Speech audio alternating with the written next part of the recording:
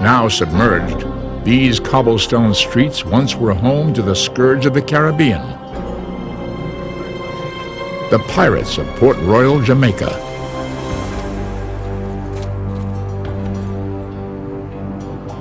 Two-thirds of the city lies underwater, the casualty of the devastating earthquake and tidal waves of 1692.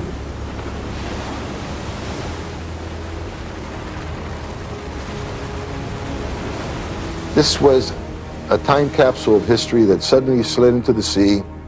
Here was the greatest place where pirates congregated throughout any time in the colonial period, and everything came to end in a split second.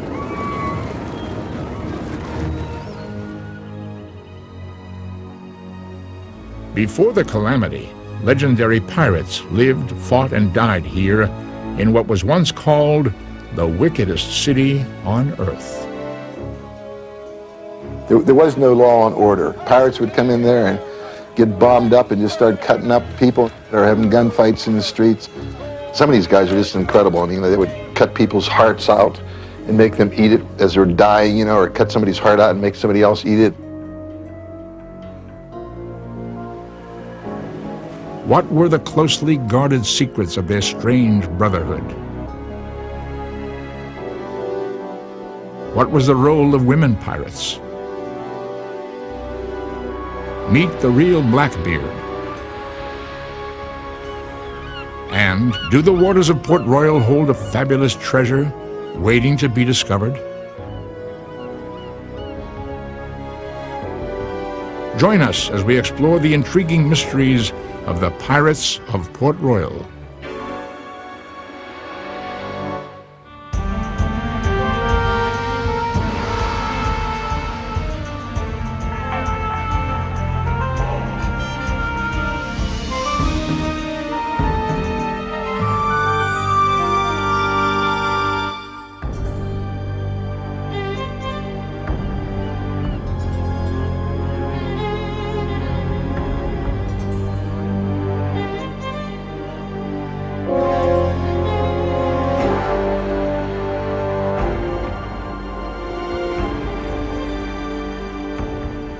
The pirate is among the oldest and most familiar of images in literature, the movies, and in our imagination. Terrifying figures of menace and violence.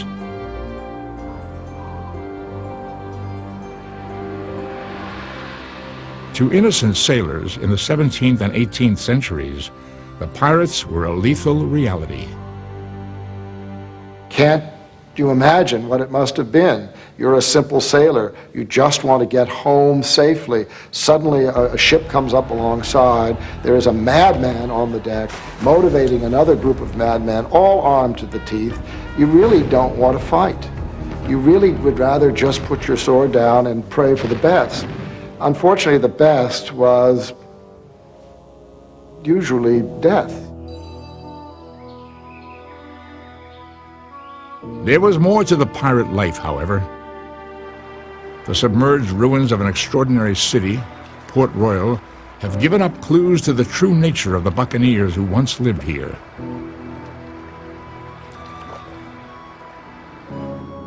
In this submerged time capsule, archaeologists are painstakingly piecing together a new and startling picture of the pirates of the Caribbean. But it's typical of what you find in really the 1600s to 1700s.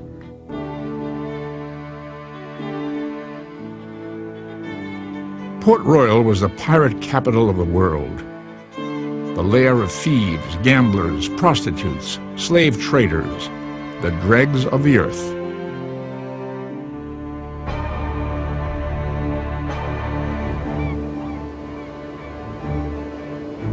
It sat on the end of a tongue of land which formed the south side of Kingston Harbor, Jamaica.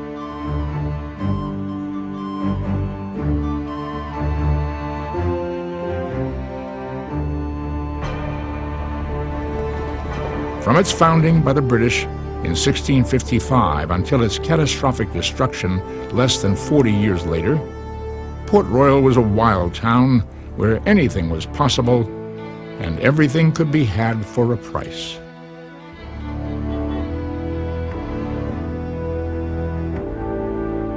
And it was a crazy, wild city.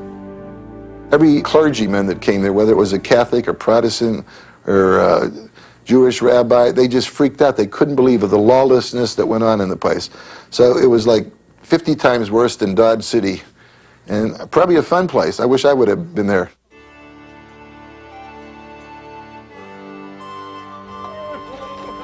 Port Royal is the Sodom of the New World.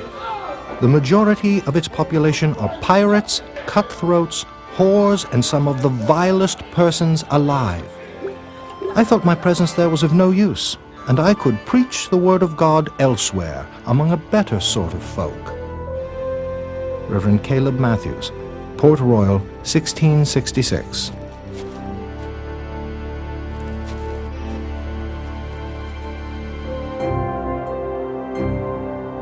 As remarkable as the town itself is the story of its creation. For Port Royal was deliberately founded as a pirate stronghold by the English crown.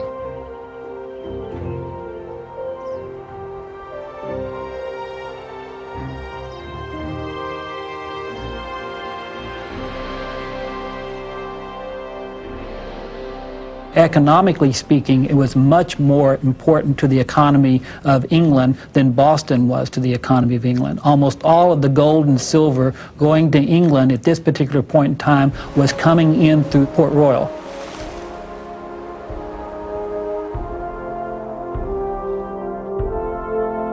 Since the time of Christopher Columbus, the Spanish had dominated the Americas. Countless ships sailed forth from the New World, laden with treasure bound for Spain.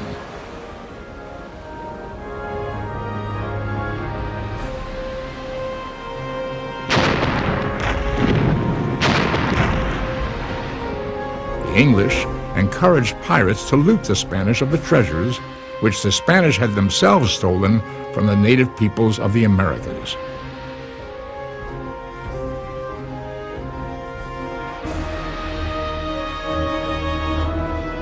In return, the Crown would receive a large percentage of the spoils, as would the English merchants of Port Royal, who financed the pirating expeditions.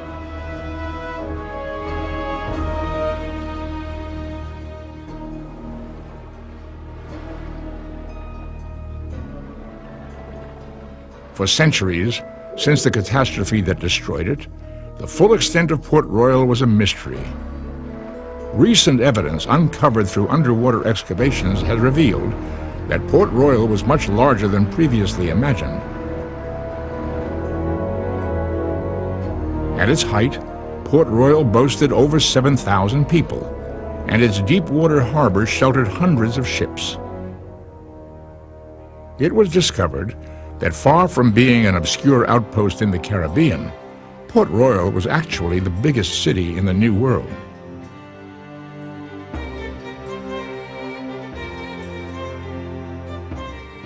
The artifacts that have been recovered from the sunken city indicate that it really was a place of vast wealth.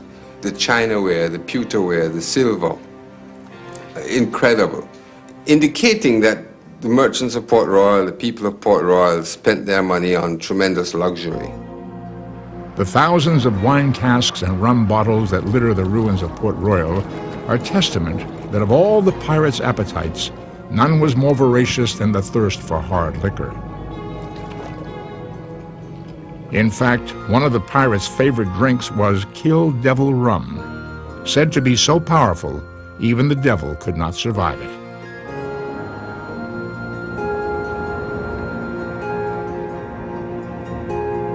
Thinking it might enhance their virility, the pirates even mixed gunpowder into their potent drinks.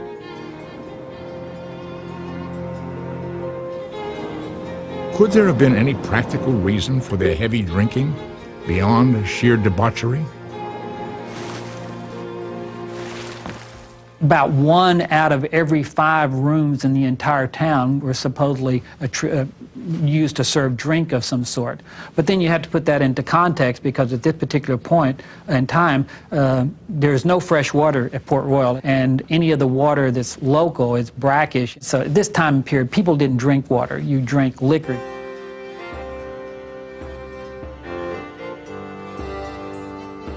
Port Royal was filled with a profusion of taverns, brothels, and gambling dens. But recent archaeology has also uncovered evidence of many wealthy homes, vast warehouses, and shops. Surprisingly, the pirates of Port Royal were a much more diverse group than the bloodthirsty brutes of story and legend. We really can't stereotype pirates.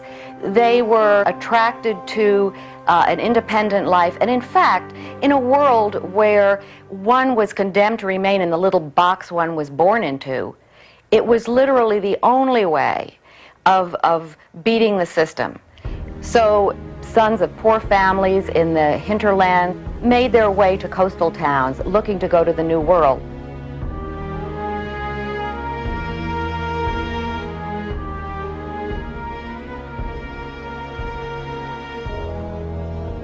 Despite its appeal, a pirate's life was as short as it was brutal.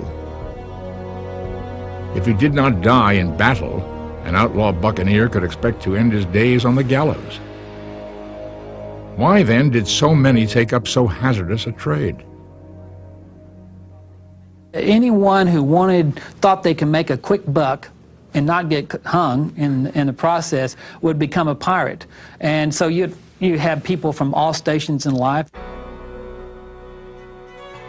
Though they were undeniably killers and thieves, contrary to the popular myths, many of the pirates of Port Royal and elsewhere were pious, God-fearing men.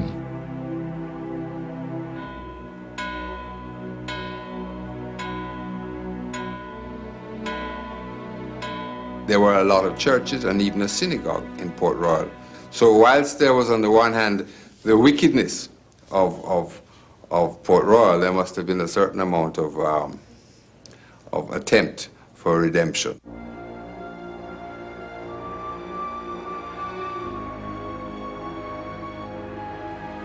It was said that one devout pirate captain went so far as to shoot a disrespectful crewman during a shipboard prayer meeting.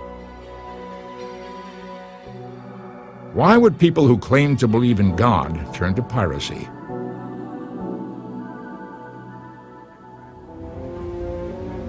In fact, religious hatreds were used to justify piracy in the Caribbean.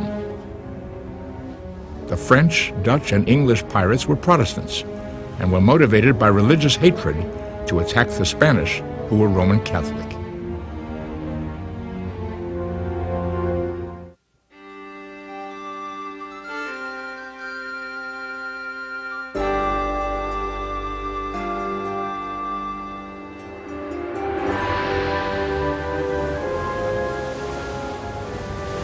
What drove a man to become a pirate? Was it simply the lure of gold, or were there deeper motives that encouraged so many to embark on a life of robbery and plunder? Often, pirates were a far cry from the characters of popular fiction. Many were deserters from Royal Navy warships. Why would a sailor leave the security and dignity of Navy life for the precarious world of the buccaneer? There were British sailors who escaped the harshness of life aboard a British ship, which was pretty miserable. I mean, it was so miserable that they wouldn't even let these guys go ashore when they'd go back to port. Sometimes they were on ships for a couple years at a time. Life in the Royal Navy was brutal. At an officer's casual command, a sailor could be flogged to death.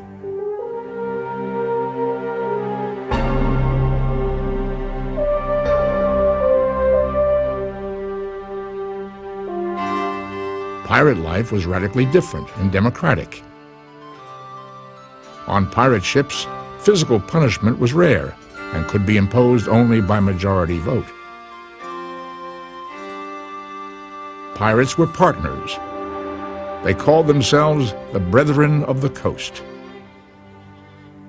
Before their ships even left port, the captain and crew signed an agreement which governed the equal distribution of captured prizes.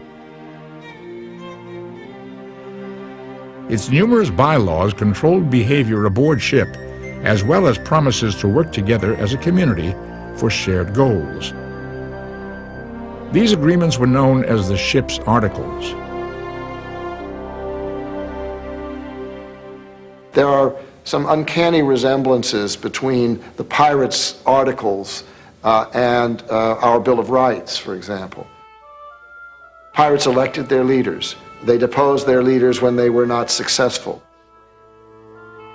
The fact that slaves were brought into piracy and they became free men was another manifestation of this same underlying thing.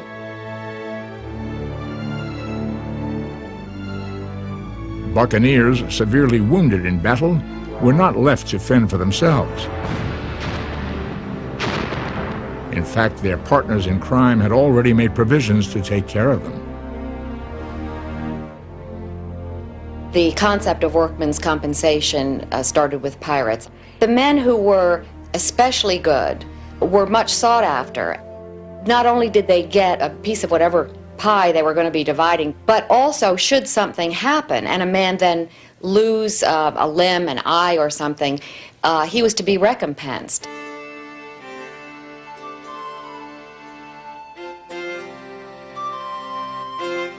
Pirates were ever alert to opportunity. If they chanced upon a vulnerable ship, they would attack immediately.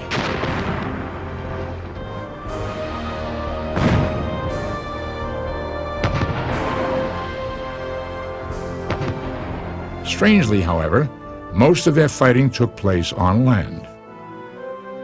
The public perception of piracy is two ships battling out on the high sea. And this did happen on occasion, but primarily pirates more often attacked coastal towns and ransacked them and looted them and captured the important people of the town and held them for ransom. The greatest land battle ever fought by pirates was captained by Britain's most notorious pirate, Henry Morgan.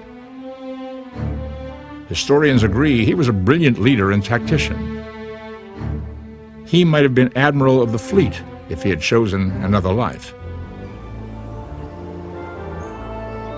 Morgan is also the source of one of the great pirate mysteries, the fabled lost treasure.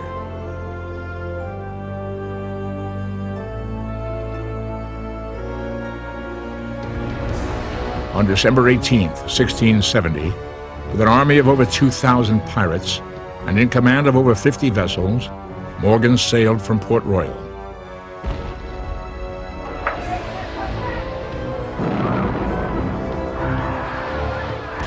In a series of ferocious attacks, he savaged the major cities of the Spanish Main, culminating in the looting of Panama City, a wealthy Spanish stronghold.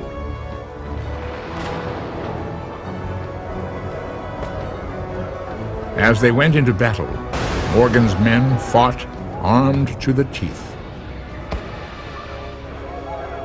The weapons fired single bullets. You wanted to carry a bunch of them when you were involved in close combat. You carried a sword when the pistols weren't any good anymore. You carried a dirk when the sword wasn't good anymore. If your leg had been blown off by grape shot, you wore a peg leg. If your eye had been put out by a pike, you wore a patch. When pirates were successful in their raids, what became of their plunder? Did they really bury it and draw maps upon which X marked the spot?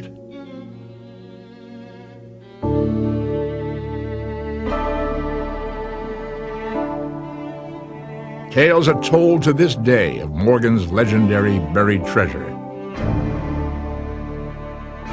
In Panama City, Morgan was looking for the town's prized possession, a golden altar, the crowning glory of its church.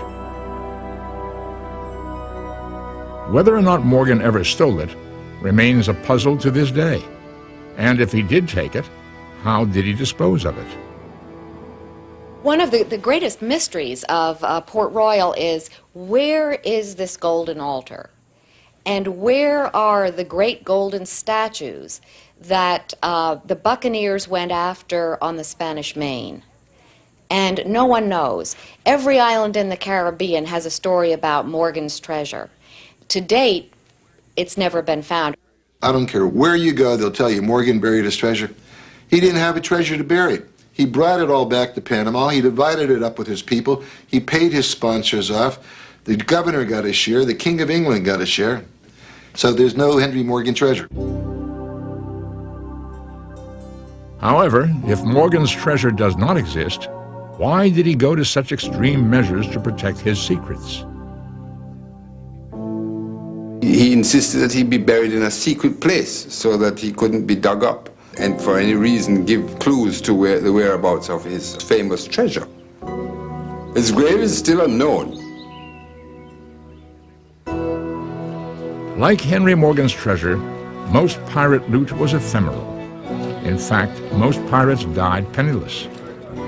If buccaneers did come back to port with ill-gotten gains, it would usually be squandered within just a few days. The merchants were the ones primarily benefiting from the action of the pirates, so whatever profits the pirates might have been making would be spent rather quickly in Port Royal and its taverns, its house of prostitutions, and then the merchants would eventually end up with it. The interesting thing is they were all pirates. Even the merchants were pirates. I found some rulers made out of ebony wood and bronze. Even the rulers were wrong, so I'm sure these were rulers being used to sell cloth or something in a merchant's shop. You know, even the scales for weighing, I found the little scales for weighing gold weights and everything like that, the weights were off. Everybody was a crook, everybody was cheating, you know. A bunch of thieves, I'll tell you. They were all thieves. The days of this rollicking, wide-open city were numbered. For those who had inflicted such terrible violence on so many others were themselves about to suffer a violent catastrophe.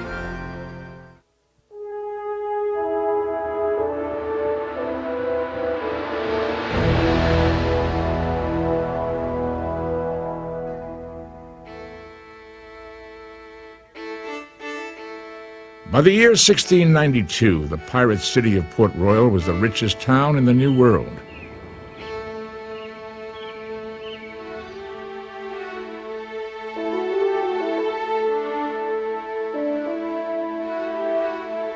Its population at 7,000 rivaled that of London. All this was about to end abruptly.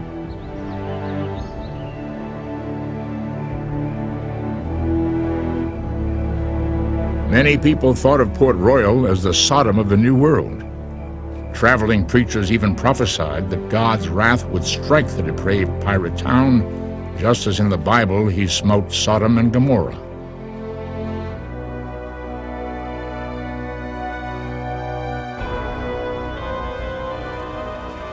Shortly before noon, on June 7, 1692, disaster struck. A massive earthquake shook the town to its foundations. More than two-thirds of Port Royal sank into Kingston Harbor in a matter of minutes. But it was only the beginning.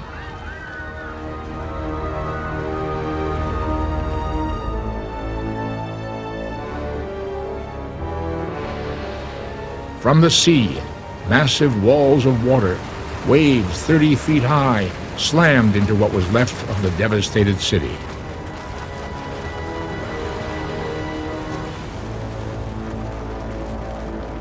You have the buildings sinking down in the harbor. Then you have a series of waves coming from the mainland of Jamaica, hitting Port Royal, bouncing off, hitting the mainland. And so you have an oscillating wave. And so essentially you have the largest English town in the New World, two-thirds of it sinking almost totally out of sight beneath the waters of present-day Kingston Harbor.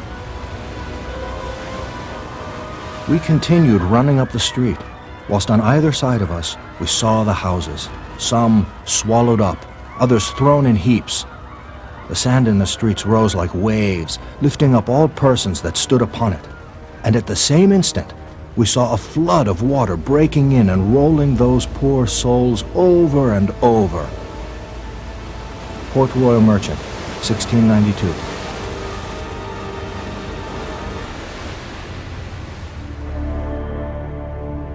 The tidal waves created as much damage and death as the earthquake. Port Royal was built on sand.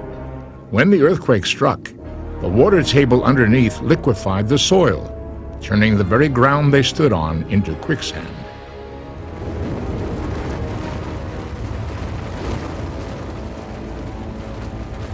There's a lot of local stories dating from, in fact, accounts dating from that time period of people being buried up to their neck and then the ground closing back up on them. And there's even, stories of dogs coming along and eating the heads of the dead individuals. Even those dead and buried before the earthquake were not spared. You had the coffins of recently buried individuals floating around, and then of course you had all the victims of Port Royal itself. Around 2,000 people were killed immediately in the earthquake. But what was a disaster for many became an opportunity for others. Drunken mobs roamed the streets, murdering survivors and looting what was left of the pirate lair.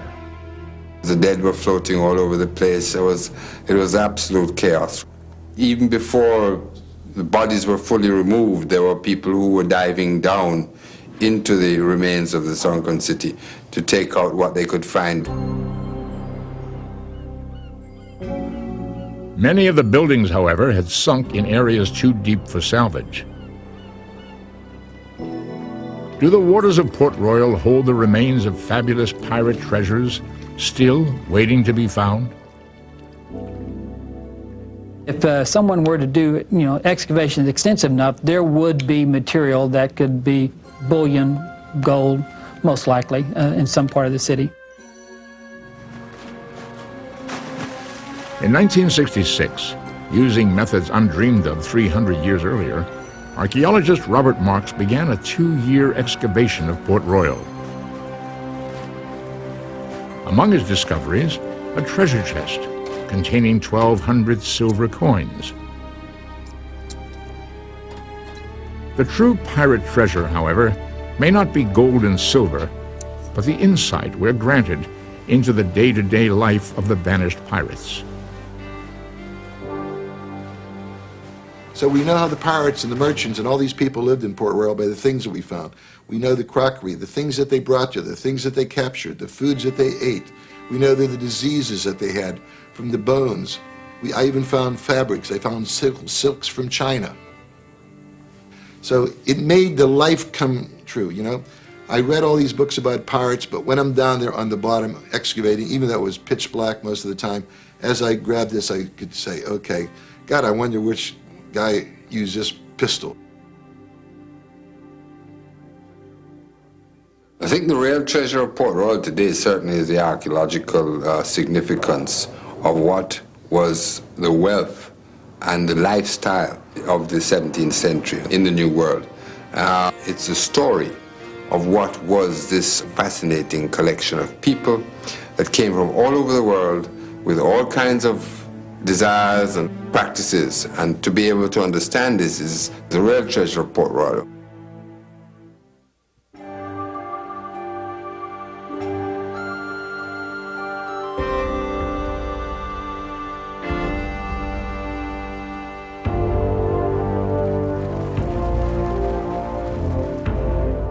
Although Port Royal had been devastated in 1692, the pirate spirit could not be extinguished by mere earthquakes and tidal waves. By 1710, Port Royal was again the haunt of some of the most disreputable characters the world has ever known.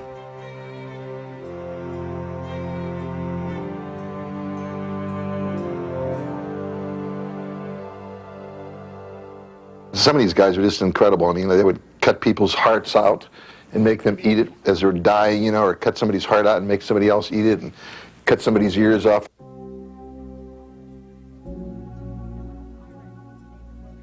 There was a pirate named Roche Brasiliano, and he became a denizen of Port Royal.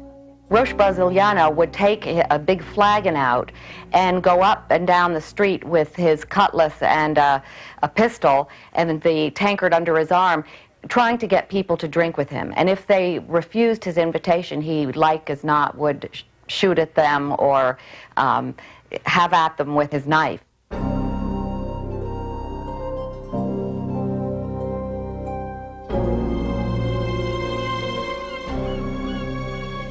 Once again, the pirates of Port Royal terrorized the high seas. Sometimes they resorted to clever schemes to mask their identity and lure nearby ships closer. In a diabolic masquerade, crew members dressed up as women and stood in full view on deck. The unsuspecting vessels thought they were just ordinary passengers on an innocent ship. Usually, pirate dress was more mundane. Like other seamen of the time, they wore garments of heavy wool. Since they had no change of clothing, pirates were frequently dirty and ragged while aboard ship. On shore, however, pirates often scandalized observers by wearing expensive clothing reserved for the aristocracy. They were fops, they were dandies. They used their dress, their wealth to buy fancy dress, and they used it, in fact, as an intimidating factor that made them more visible. Could there be other reasons to explain the flamboyant dress of some of the pirates? Crewmen and officers sailed as a team, and many formed strong attachments that sometimes matured into love.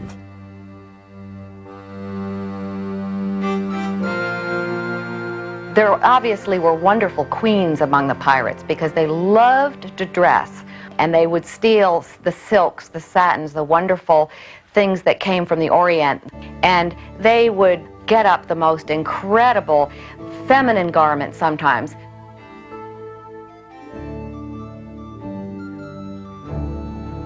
Yet these same pirates reveled in bloody combat, adventure, and glory, a man's world, through and through.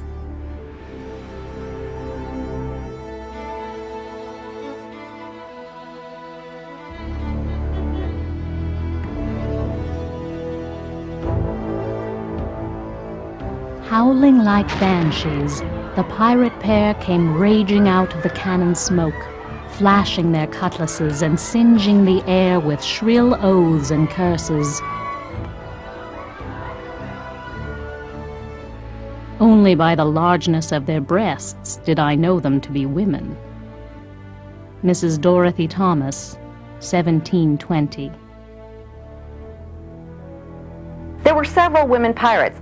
Anne Bonny and Mary Read, two female pirates who operated out of Jamaica, are history's most famous, and well they ought to be because they far outshone the men they sailed with in skill and courage.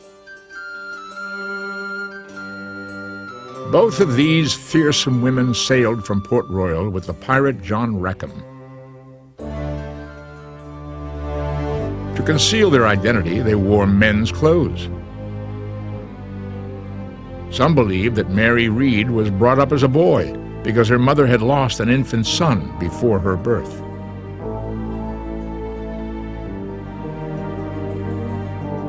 Of the two pirates, Mary was the more experienced.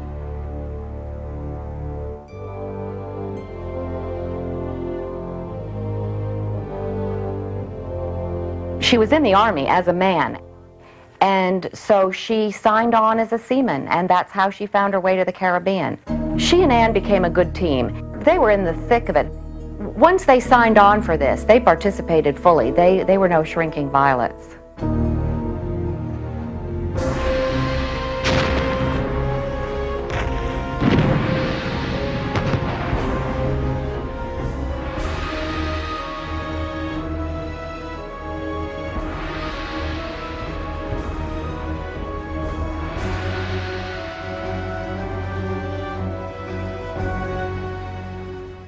In both the cases of Anne Bonny and Mary Read, they had actually lived and worked ashore as boys. So when they went to sea, it was the natural thing for them to do.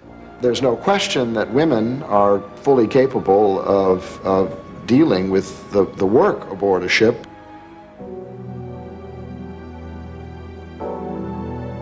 How could two women hide their femininity among a boat full of men? The women probably were able to hide their sex because of the loose, baggy clothing they wore. Men had long hair in those days. Most of the pirates were pathetically young. So I think it's not inconceivable to imagine these two women who must have found little nooks and crannies on the ship to do whatever a woman had to do that would have indicated she was female. The adventure ended for the two women in October of 1720. They, along with Rackham and the rest of his crew, were captured and tried for piracy. Rackham and the men were executed the next day. He was captured, hung, and then put in a cage outside the entrance into Port Royal Harbor, and it seemed left his body just to decay out there, a deterrent against other pirate activities. When Anne and Mary were convicted, the judge asked if there was any reason why they should not be hanged. When they were asked how they pled, they both said, "I plead my belly, my lord." They were both pregnant. And Mary Read died in prison. Anne Bonny's sentence was commuted. What happened to her, we don't know.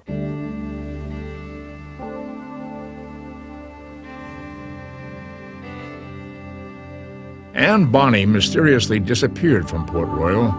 Some say she traveled to Charleston, South Carolina, where she moved in with her parents. Anne and Mary had led astonishing lives, at least the equal of the most imaginative fiction.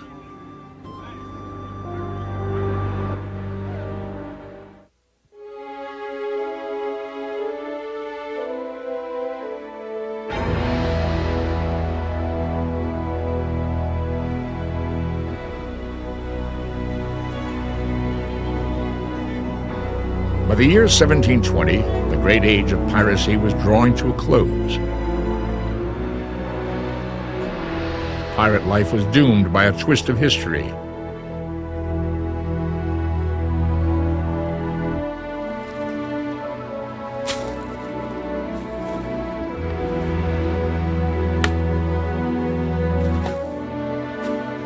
As the British colony of Jamaica grew, its vast sugar plantations produced wealth far exceeding the plunder brought to England by the pirates.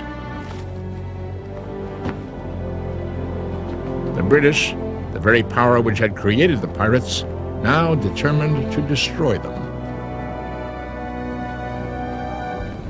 Port Royal was established with the full blessing of the English government, and they encouraged the buccaneers. But at a certain point, it became apparent they were going to have to deal with the buccaneers and the pirates in a different way, because you could not hope to establish agricultural colonies with farmers and have a place like Port Royal.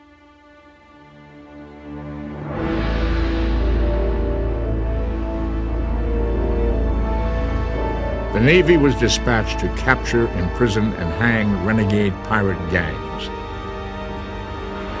The buccaneers had to be eliminated to make way for a plague which would haunt the New World for generations: slavery.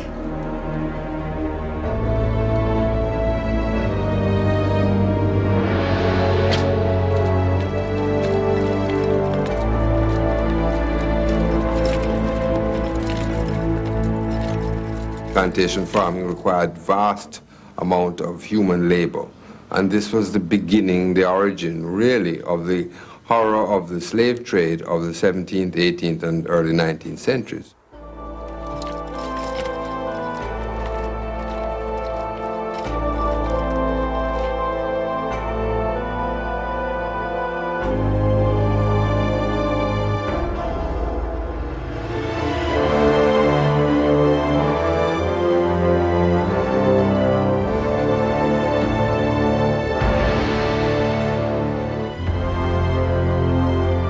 As the age of piracy came to an end, the myth-making began.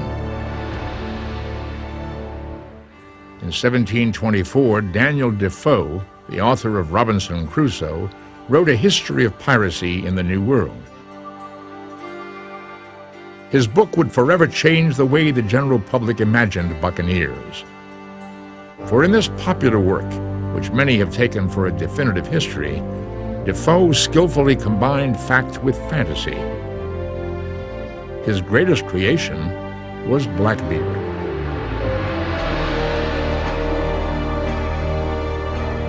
His beard was black and of an extravagant length.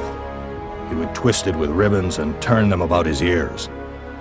In time of action, he wore a brace of pistols and stuck lighted matches under his hat, which made him look fierce and wild and altogether worse than a fury from hell. Daniel Defoe, General History of the Pirates, 1724.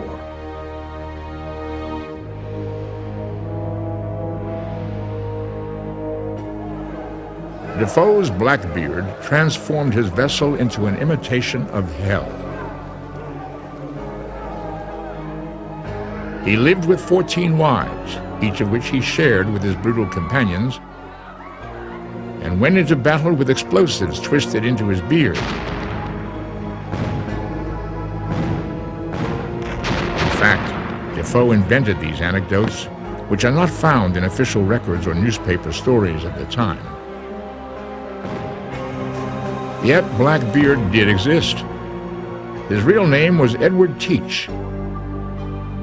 Unlike the superhuman character presented by Defoe, Teach had a brief career and only took a few prizes. There's no evidence that he ever harmed his crew or captives. His death, however, was sensational.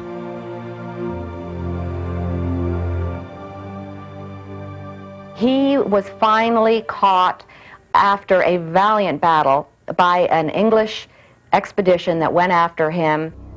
And after fierce hand-to-hand combat, his head was stricken from his body, carried on the English ship back where it was exhibited as a trophy.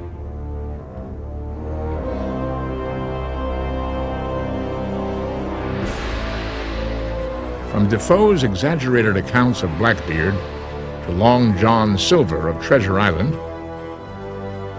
from Peter Pan's Captain Hook to the motion picture acrobatics of Douglas Fairbanks, the pirate has acquired mythical qualities.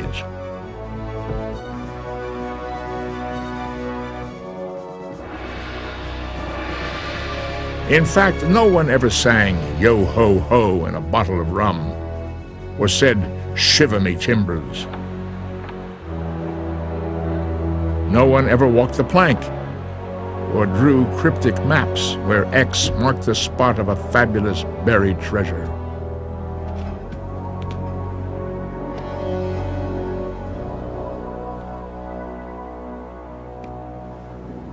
These were all things that crept into the popular imagination. The question really is why? What underlay that? What allowed us to sort of forgive, if you will, what was this violent life and condone it and romanticize it?